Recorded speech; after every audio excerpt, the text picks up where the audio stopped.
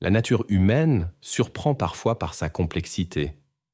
Nos protagonistes montreront aujourd'hui où peuvent mener les mensonges et la trahison. L'attrait extérieur cache souvent les véritables intentions, et une confiance excessive peut conduire à des conséquences irrévocables. Le charme peut être trompeur, et derrière une belle façade se cache parfois une réalité totalement différente qui peut changer le destin de quelqu'un à jamais. Un dimanche soir, du 20 février 1994, un incident s'est produit sur une section isolée de la route entre Cocoa Beach et Orlando, dans le comté d'Orange, en Floride, qui allait changer la vie de la famille Newell pour toujours. Karen Newell arrêtait désespérément les voitures qui passaient sur le bord de la route. Quand l'un des conducteurs s'est finalement arrêté, on pouvait voir son mari John immobile sur le siège passager de sa voiture sous la lumière des phares. La femme a demandé urgemment un téléphone au conducteur qui s'était arrêté et a composé le 911. D'une voix tremblante, elle a supplié le répartiteur d'envoyer de l'aide rapidement. Bien que le député shérif, la police et les ambulanciers soient arrivés sur les lieux en quelques minutes, ils sont arrivés trop tard pour aider John. Les officiers ont immédiatement commencé à interroger Karen. Selon son témoignage, tout s'est passé alors qu'ils rentraient à Orlando après une sortie à la plage. Leur voiture a commencé à avoir des ratés et John lui a demandé de s'arrêter sur le bord de la route pour vérifier le problème. Karen est sortie pour ouvrir le capot. À ce moment-là, une petite limousine avec 3 occupants suspects s'est arrêtée à côté d'eux. La femme a remarqué un autocollant disant « Bad Guy » sur la vitre arrière de leur voiture. Les inconnus, qui n'ont pas remarqué Karen, sont sortis de la voiture. Elle s'est baissée et est devenue témoin involontaire des événements suivants. L'un d'eux s'est approché de la fenêtre du conducteur et a exigé le portefeuille de John. Son mari a refusé d'obtempérer et a essayé de se défendre. Une bagarre s'est produite. Ensuite, ils ont rapidement sauté dans la voiture qui attendait et ont disparu dans l'obscurité.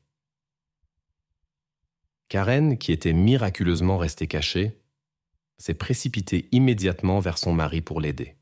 Le centre d'urgence reçut un appel alarmant de Karen. La femme était dans un état émotionnel extrême. En larmes, elle pouvait à peine parler et répétait sans cesse qu'on lui avait pris son mari alors qu'elle attendait un enfant. Karen Newell, native de la Floride ensoleillée, avait traversé de nombreuses épreuves. Dès sa plus tendre enfance, le destin ne l'avait pas gâtée avec la chaleur et l'attention de ses proches. Mais les difficultés n'ont fait que renforcer son caractère. Elle est devenue une optimiste qui rayonnait de joie et d'énergie. La belle sociable attirait les gens. Après l'école, elle s'est épanouie en une véritable beauté. Les passants la regardaient involontairement. Les admirateurs ne lui laissaient pas de répit. Chacun rêvait de gagner son attention. Cependant, sa vie privée n'était pas tout à fait fluide. Les premières relations après l'école n'ont pas apporté le bonheur. À 20 ans, Karen avait déjà 2 mariages ratés derrière elle. Après une pause dans la recherche de l'amour, elle s'est concentrée sur sa carrière. À 28 ans, commençant au printemps 1993, Karen progressait rapidement dans sa carrière. Elle avait de l'expérience dans divers postes de comptabilité et travaillait comme infirmière dans une clinique privée. La charmante brune a également essayé le métier de mannequin et participé à des concours de beauté. Mais cette porte est restée fermée jusqu'à ce que le destin l'amène à une rencontre avec John Newell. Tout a commencé dans un petit bar à la périphérie d'Orlando. John, un mécanicien local et propriétaire d'un garage, était assis là seul. Il était respecté comme un expert dans son métier. Peu avant, sa première femme, une médecin militaire, avait annoncé leur séparation après son retour d'une mission. Elle avait rencontré quelqu'un d'autre. C'est pourquoi John était au bar, essayant de faire face à la douleur de la séparation. Mais la solitude n'a pas duré longtemps. Quand Karen l'a remarqué, elle a immédiatement ressenti de l'intérêt. Naturellement déterminée, elle s'est assise avec lui, a entamé une conversation et l'a invité à danser. John était un célibataire convoité, jeune, propriétaire prospère d'un garage automobile réputé, avec 2 voitures, sa propre maison et un compte bancaire considérable. Ce qui a commencé comme une rencontre fortuite s'est transformé en quelque chose de plus grand. Après une soirée ensemble, ils ont compris qu'un sentiment spécial était né entre eux. L'histoire d'amour de Karen et John a commencé comme dans un film romantique. Leur première rencontre s'est transformée en un profond sentiment mutuel qui les a tellement captivés qu'ils ne pouvaient bientôt plus imaginer la vie l'un sans l'autre. Karen a emménagé chez son élu sans trop réfléchir. Les sentiments se sont enflammés avec une telle intensité que les événements se sont précipités. À peine 2 mois après leur première soirée romantique, le 22 mai 1993, les amoureux ont scellé leur destin par les liens du mariage. De l'extérieur, le couple semblait fait l'un pour l'autre, et il semblait que seule la joie et la prospérité les attendaient. La réalité correspondait parfaitement aux attentes. Après le mariage, la carrière de Karen dans le monde du mannequinat a commencé à se développer rapidement. Grâce au contact utile de son mari et à sa participation régulière à des concours de beauté, elle a obtenu un poste prestigieux à la télévision. L'emploi du temps de la jeune épouse était assez chargé, comprenant de fréquents voyages d'affaires de plusieurs jours, mais elle se hâtait toujours de retourner auprès de son bien-aimé. Naturellement, John avait du mal à accepter les séparations. Il était troublé par les souvenirs de relations passées, lorsque sa première épouse avait décidé de commencer une nouvelle vie avec un autre après l'un de ses voyages. Ces inquiétudes faisaient là craindre à John que l'histoire ne se répète avec Karen, mais elle rassurait toujours son mari en peignant des images de leur avenir financièrement sûr. John admirait le sens des affaires de son élu et soutenait ses entreprises sous tous les aspects. Les époux fantasmaient souvent sur la façon dont, dans 5 ans, ils quitteraient leur travail et profiteraient de la vie sans avoir à penser aux problèmes matériels. Mais le destin avait d'autres plans. Quelques mois après le mariage, les Newell ont reçu l'heureuse nouvelle qu'ils allaient pas à bientôt agrandir leur famille. Les futurs parents étaient ravis. John a vu son rêve d'une grande famille devenir réalité. Les jeunes mariés s'efforçaient de préserver leur connexion spéciale. Ils faisaient tout leur possible pour maintenir l'excitation et la tendresse qui étaient nées entre eux dès le premier regard. Après la Saint-Valentin de 1994, ils ont décidé de s'offrir de petites vacances sur la côte de Floride. Le plan était simple, passer un week-end ensemble, se reposer de l'agitation du travail et profiter de la compagnie de l'autre.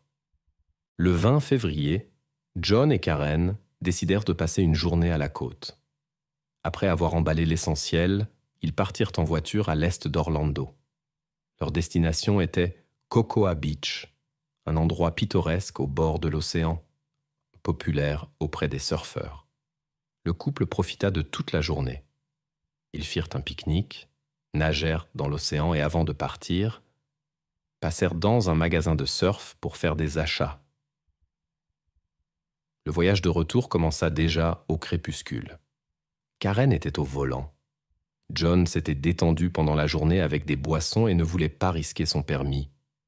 Il s'installa confortablement dans le siège passager et essaya de régler la radio gênante. Après le péage, ils entrèrent sur la route nationale. Soudain, la voiture commença à trembler. Karen sentit d'étranges vibrations dans le volant et en informa son mari. Ils décidèrent de s'arrêter pour vérifier la voiture. C'est à ce moment précis que l'incident inattendu se produisit. Les officiers arrivés sur place trouvèrent John inconscient sur le siège passager. Les enquêteurs commencèrent immédiatement la recherche des auteurs, s'appuyant sur les témoignages. Karen décrivit le véhicule des suspects en détail, soulignant particulièrement un autocollant caractéristique sur la lunette arrière. Après sa déclaration, la femme enceinte fut emmenée à l'hôpital pour examen. Il était important d'assurer le bien-être de la future mère et du bébé.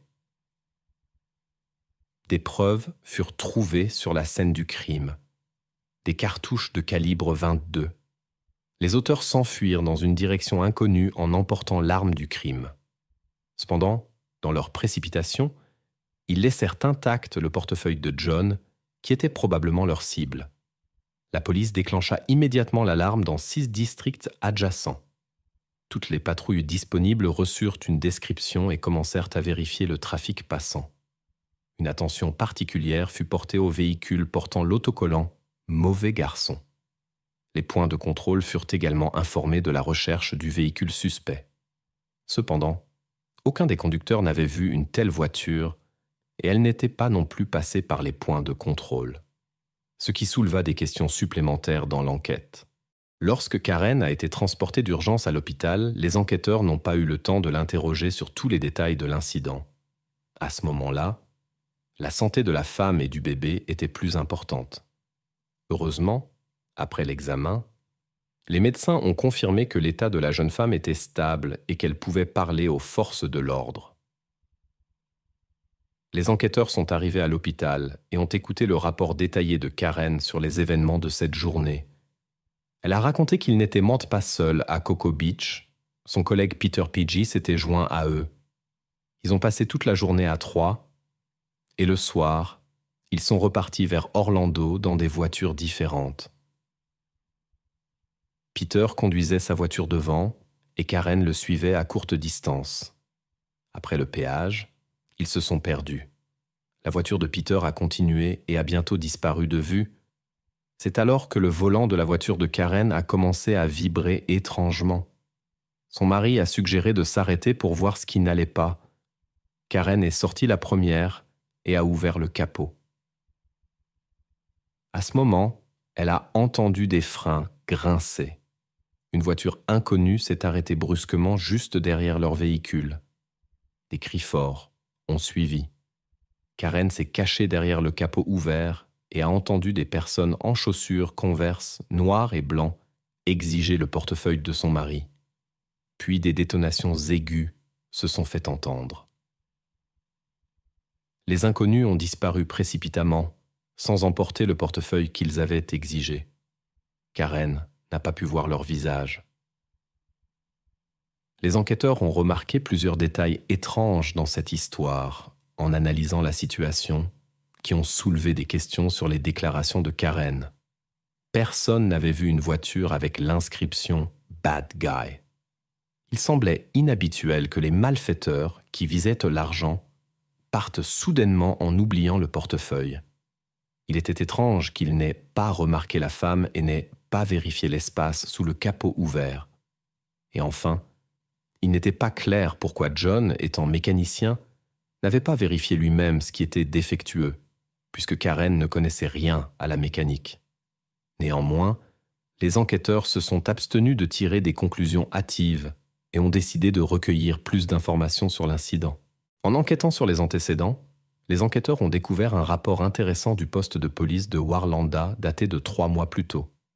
L'affaire concernait la famille Newell. Un soir, vers 9 heures, Karen entendit des bruits suspects venant de la cour arrière. Inquiète, elle demanda à son mari John d'aller voir la source du bruit. Quand John sortit, il rencontra 2 inconnus masqués armés de battes de baseball. Heureusement, la lumière soudainement allumée sur le porche de la maison voisine fit fuir les malfaiteurs et ils disparurent.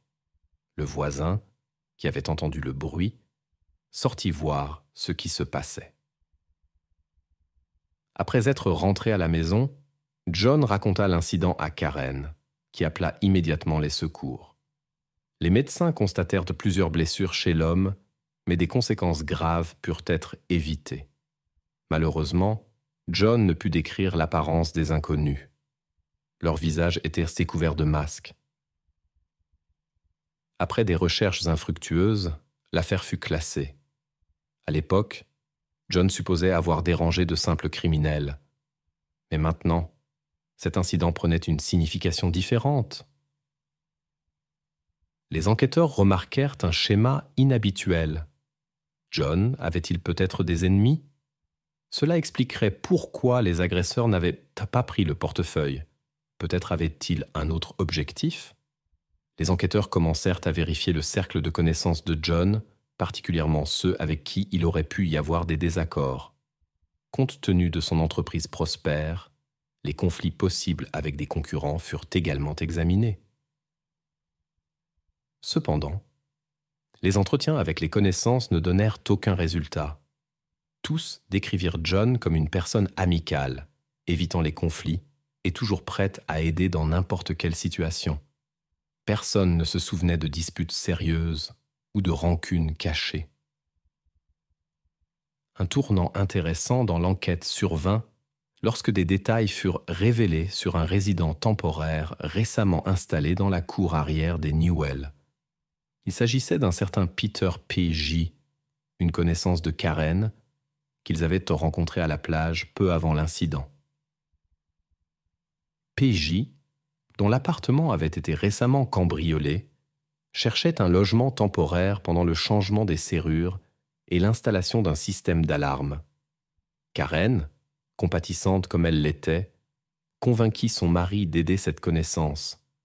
Elle pensait que la présence de P.J. aiderait à surveiller la maison pendant qu'ils étaient au travail ou en voyage. John, une personne serviable, accepta d'héberger P.J. C'était pensé comme une solution à court terme, mais le voisinage temporaire s'est prolongé. Peter P.J. était un surfeur de 18 ans à l'apparence attrayante. Cheveux blonds et yeux bleus ne laissaient personne indifférent.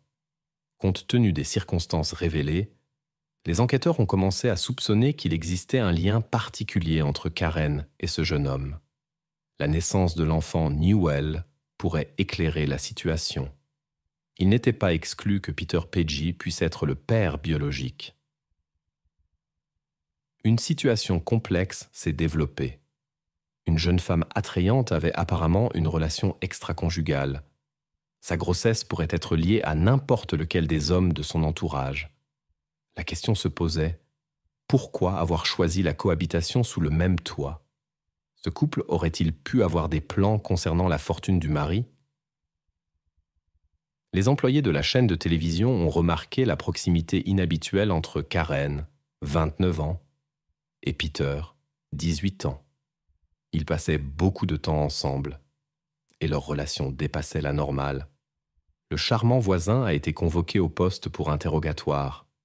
Le lendemain de l'incident, P.J. a fait des déclarations qui correspondaient étonnamment bien à la version de la jeune femme.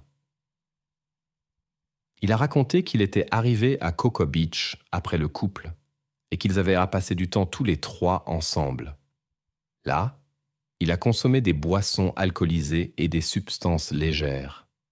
Le soir, le jeune homme a pris le volant de sa voiture et a conduit à courte distance devant la voiture des Newell.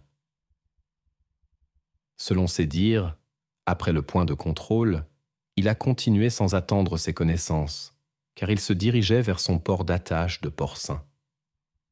Lucie. Son histoire était cohérente et correspondait à la version de Karen.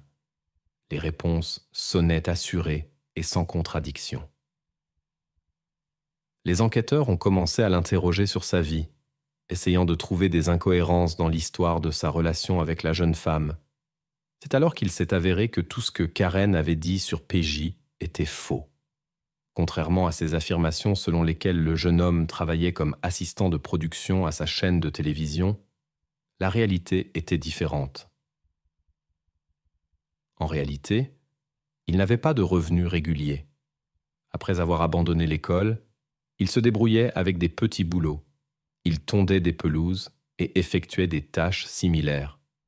Cela suffisait pour une existence modeste, mais il ne pouvait être question d'une carrière à la télévision. Les amis de Karen ont partagé avec les enquêteurs des informations sur la véritable relation entre elle et P.J. Leur liaison avait commencé plusieurs mois avant qu'ils n'emménagent dans la maison de John. Pendant cette période, Le jeune homme se vantait souvent auprès de ses amis de sa relation avec une femme mariée et aimait raconter l'histoire de leur rencontre. Selon sa version, tout a commencé à la mi-été 1993, lorsque la future présentatrice de télévision était supposément à Port-Saint. Lucie pour affaires. L'enquête a révélé un fait intéressant. L'histoire des voyages d'affaires à la télévision s'est avérée être une invention. La veuve de 29 ans utilisait le travail comme couverture pour ses rencontres avec son petit ami de 18 ans à Port-Saint. Lucie. Leur rencontre fut assez inhabituelle, sur l'autoroute. Le jeune homme, qui s'appelait PJ, était fasciné par l'attirante Karen avec un pendentif en forme de menotte sur le rétroviseur. Au feu rouge, il mima de façon ludique des mains menottées. Elle répondit par un sourire et ainsi commença leur romance. Le premier rendez-vous eut lieu sous les étoiles, sur la plage. La famille de PJ a raconté que le jeune homme prenait la relation très au sérieux. Il rêvait d'un mariage et était convaincu qu'il serait bientôt le père de leur enfant. Le couple passait beaucoup de temps ensemble et ne lésinait pas sur l'argent du compte de John. L'enquête progressait. Sur la base des preuves trouvées, les experts ont déterminé qu'un 22 avait été utilisé. À la recherche de nouveaux indices, les enquêteurs ont parlé avec l'ex-mari de Karen. Il s'est avéré que PJ n'était pas sa seule relation. Elle continuait à rencontrer secrètement son ex-mari dans des hôtels. L'homme a partagé des informations importantes. En novembre 1993, Karen lui avait demandé un tel dispositif. Elle l'avait justifié par des préoccupations de sécurité, après que John ait été attaqué par des inconnus. L'ex-mari l'avait cru et le lui avait donné. Quand la police l'a interrogé sur cet objet, il s'est avéré que Karen ne l'avait jamais rendu. Des vérifications supplémentaires ont montré que la femme était à ce moment-là en liberté conditionnelle pour falsification de cartes de crédit et détournement de fonds graves datant de 1989. Les conditions de sa liberté conditionnelle lui interdisaient de posséder de tels objets. Sur cette base, Karen a été arrêtée 8 jours après l'incident pour violation des conditions de sa liberté conditionnelle. Elle a été placée en détention pendant l'enquête. Quelques jours plus tard seulement, des preuves décisives sont tombées entre les mains des autorités. Au cours de l'enquête, les enquêteurs ont interrogé Louis Aragon, le demi-frère de la principale suspecte. L'homme, malgré son passé criminel, a partagé des informations importantes. En été 1993, Karen l'avait approché avec une proposition inhabituelle. Elle avait parlé à son frère de l'assurance de son mari de 500 000 $ et lui avait offert une généreuse récompense pour de l'aide dans une certaine affaire. Cependant, Louis a refusé malgré la somme alléchante. Bien qu'Aragon ait nié toute implication dans l'incident de la rue, il a informé les enquêteurs d'un incident antérieur en novembre 1993. Selon son témoignage, un certain Peter PJ était impliqué dans un incident désagréable devant la maison de John. Le plan de Karen n'a échoué que grâce à un voisin attentif qui est sorti dans la rue à temps et a fait fuir les visiteurs indésirables. L'échec a beaucoup déçu Karen. Elle avait déjà fait des plans pour une nouvelle vie. Les informations fournies par le demi-frère sont devenues un élément clé de l'enquête. Ces déclarations ont aidé à relier les différentes parties de l'affaire. Louis a raconté que sa sœur lui avait rendu visite peu après l'incident de novembre. Elle avait essayé de l'impliquer dans un nouveau plan, mais avait été repoussée. Cependant, son ami était prêt à satisfaire tous les désirs de Karen. Vers Thanksgiving de la même année, la femme a persuadé son mari d'accueillir PJ dans leur maison. Aragon a affirmé ne pas connaître les détails des événements ultérieurs, car il n'était pas impliqué dans leur préparation. Les enquêteurs ont dû vérifier la crédibilité du témoignage du nouveau témoin. L'examen des documents d'assurance a confirmé les déclarations de Louis. Pendant le mariage, Karen avait souscrit plusieurs assurances vie pour son mari. La première de 250 000 $ était conservée dans le coffre-fort de John. Plus tard, des contrats supplémentaires ont été ajoutés, totalisant 500 000. Pour l'époque, c'était une fortune. Apparemment, le désir d'argent rapide a obscurci son esprit, et la femme a fait un pas désespéré pour obtenir l'argent de l'assurance. Elle a même commencé à demander les paiements immédiatement après l'incident dans la rue. Les petites entreprises transféraient déjà de l'argent, tandis que les grandes ont arrêté le processus, bien que Karen ait insisté avec persistance sur le paiement. Le 28 mars 1994, les autorités ont arrêté Peter P.J. Les 2 suspects ont été accusés de graves charges liées à John Newell. Le procureur soupçonnait que la femme avait épousé l'homme d'affaires Prosper dès le début pour des motifs égoïstes. Après le mariage, elle a rapidement souscrit une grande police et a ensuite ajouté des assurances plus petites. Cependant, elle n'a pas été accusée de participation directe à l'incident. Selon les enquêteurs, elle a manipulé un jeune homme séduisant mais sans éducation, qui n'avait même pas terminé l'école. Karen lui accordait de l'attention et lui faisait des promesses. Elle parlait à PJ d'un futur mariage et d'enfants et décrivait John comme un obstacle à leur bonheur. La femme a assuré au jeune homme une sécurité financière et il a cédé à son insistance. Elle a même prétendu être enceinte, tout en assurant à son mari que l'enfant était de lui. Karen s'était tellement empêtrée dans ses propres intrigues qu'elle pouvait à peine distinguer la vérité du mensonge. L'examen médical de Karen après sa sortie de l'hôpital ce jour fatidique a donné des résultats inattendus. Les tests effectués n'ont révélé aucune grossesse. De plus, il s'est avéré qu'elle avait un stérilet en place, qu'elle s'était fait poser à l'avance, ce qui rendait impossible toute conception pendant cette période. Manifestement, la femme était consciente de ce fait. Il s'est avéré que l'histoire de son état n'était qu'un stratagème habile pour influencer les hommes autour d'elle. Face à ce niveau de ruse, le ministère public a insisté pour obtenir la peine maximale possible, soutenue par des preuves solides. Le témoin principal était un jeune complice qui risquait également une lourde peine. On a pu le persuader de coopérer en lui offrant une réduction de peine. Lors du contre-interrogatoire, il a immédiatement confirmé sa relation avec Karen Newell. Selon son témoignage, leur rencontre était toujours marquée par l'intimité.